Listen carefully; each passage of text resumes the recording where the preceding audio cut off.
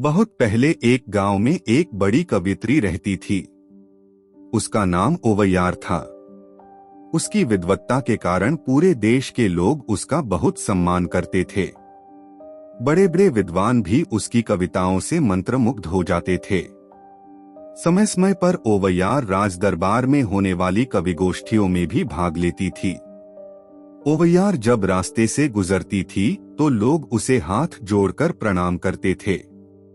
छोटे तो छोटे, बड़े भी ओवैयार को देखकर उसके लिए रास्ता छोड़ देते थे। एक दिन दोपहर के समय ओवैयार बाजार की तरफ जा रही थी। जिस सड़क पर वह चल रही थी उसके दोनों ओर जामुन के पेड़ लगे थे। उन पेड़ों पर जामुन लदे हुए थे। काले काले रसदार जामुन देखकर ओवैयार के मुंह में पानी आ गया, लेकिन जामुन के सभी पेड़ ऊंचे थे। उसके सामने समस्या यह थी कि वह जामुन कैसे तोड़े। वृद्धावस्था में बालकों की तरह पेड़ पर कूदकर चढ़ जाना उसके वश की बात नहीं थी। वह आसपास देखने लगी कि शायद कोई बच्चा दिख जाए। तभी ओवैयार की नजर एक पेड़ पर पड़ी। वहां एक चरवाहे का लड़का चढ़ा हुआ जामुन खा रहा था। बालक ने ओवैयार को देखा तो झट उसे प्रणाम करके कहा, मौसी, बड़े स्वादिष्ट जामुन हैं। कहो तो कुछ तुम्हारे लिए गिरा दूं। ओवैयार के मन की मुराद पूरी हो गई। वह तो यही चाहती थी।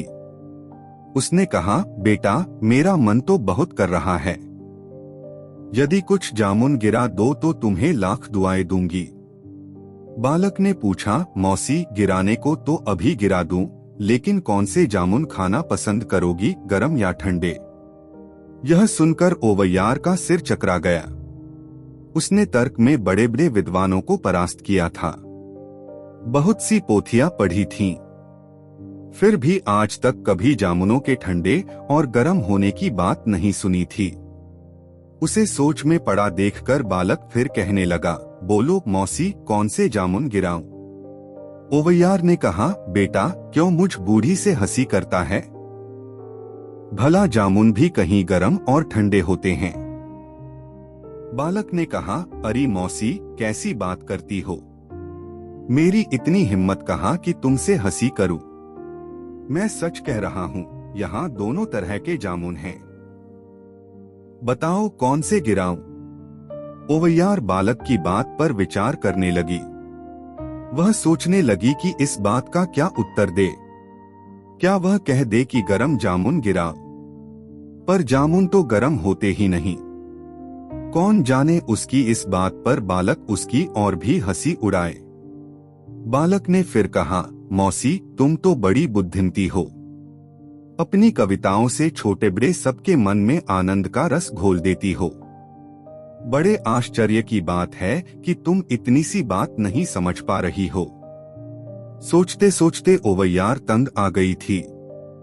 उसने कहा, भाई, तू नहीं मानेगा। चल कुछ गरम जामुन गिरा दे। मैंने आज तक ठंडे जामुन ही खाए हैं। अब देखो कि गरम जामुन कैसे होते हैं। बालक ने हंसते हुए पेड़ की एक डाली को जोर जोर से हिला दिया। काले काले रसदार जामुन पेड़ से नीचे गिर पड़े और धूल में सन गए। ओवैयार एक एक जामुन को उठाकर बड़े प्रेम से फूंक फूंक कर खाने लगी।